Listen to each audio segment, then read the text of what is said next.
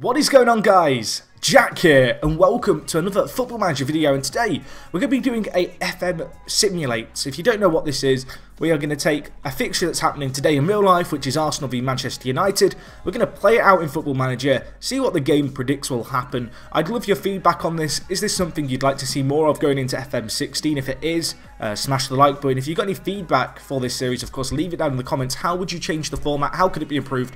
I'd love to hear kind of your thoughts on it. Of course, if you're new here, subscribe. And let's go and see what FM thought would happen in the game between Arsenal and Manchester United. So just a little bit of a background, guys, on how I did this video. I had to arrange a pre-season friendly between the two teams.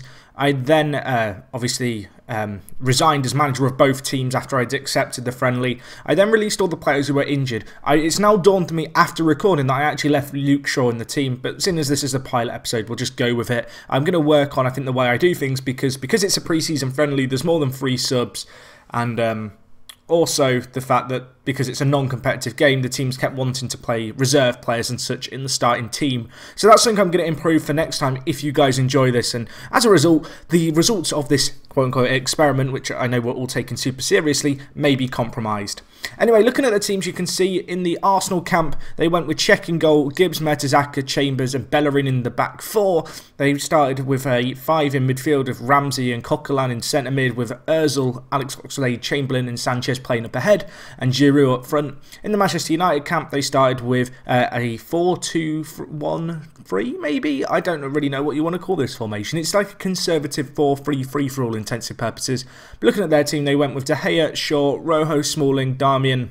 Then in midfield, they went with Schneiderlin, Jones and Fellaini, and in the final third they went with Antonio Valencia, Memphis Depay and Wayne Rooney. You can see on the bench of United they've got Blind, Mata, Martial, so they've got a lot of their big players there that they might bring on off the bench. As I said, this isn't as accurate as I'd like it to be, but seeing as it's a kind of, I guess, a experiment to see if you guys like it, I'm not too worried.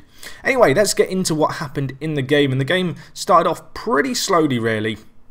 It wasn't until the 10th minute that we had our first real chance of the game. It was an Arsenal chance. Sanchez cut it inside, got tackled. Oxlade-Chamberlain was able to follow up, and from there Arsenal just retained the pressure that they had, and then Sanchez running inside, threads through Giroud, and while De Gea makes a first of a few saves he made in this game, but that was Arsenal's first shot. Moving on into the 25th minute, 15 minutes later, next half chance was Arsenal's way too. Bit of wing play, Sanchez roaming around, whipped in the ball, and it couldn't be headed goalwards by Giroud. Anyway, the next chance again was another Arsenal one. Ball was out wide again, whipped in by, I believe that was Gibbs. Giroud was there at the edge of the area, and Ramsey picked out again a pass. And from here, Arsenal keeping that pressure up. You can see United yet to have a shot on target after 26 minutes. And eventually it came to Ozil, who shot wide from a pretty disappointing effort, really, considering the position. So the first clear chance of the game actually came on a counter-attack. United really struggled to get into this game, and as you can see here, Sanchez was able to break away quite incisively. He ended up switching the ball, Arsenal keeping that pressure going, and again it fell to Ozil, who hit wide, and that was a chance for Arsenal just before half-time to take the lead.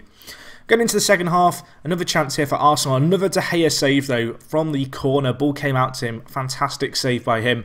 And then in the 81st minute, the next real chance of the game came to Oliver Giroud, who rifled it in from the edge of the area to make it 1-0 to Arsenal. United just not at the races in this game. You can see they had 0 shots on target. They had 3 off-target, 4 shots in total. I guess one of them was blocked.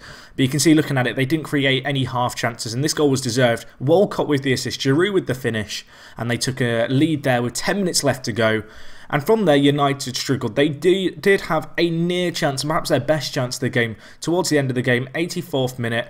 Martial threaded through Mata. However, he was offside before he could even get the shot away. Perhaps a kind of real summary, I guess, in just one play of United's game here in Football Manager, and that is how the game ended. 1-0 Arsenal, and yeah, that's what Football Manager predicted for the Arsenal v Manchester United fixture today. As you can see, De Gea, key player, didn't have the worst game in the world. Sanchez was pretty quiet. Giroud getting the man of the match with that winner. Possession was fairly 50-50, but Arsenal just that little bit more dominant. Anyway, guys, that wraps up today's video of this Football Manager Simulates Arsenal v Manchester United. As I mentioned a little bit of the way through, I'm going to work on making these as accurate as possible possible if we take this series forward. It'll only go forward if you enjoyed the video and let me know that you enjoyed it. So if you want to see more of this, smash the like button. If you've got comments on the overall format of this episode, would you rather see a live Come of the Games perhaps? Let me know your thoughts on the matter down in the comment section below. If you're new to my channel, subscribe.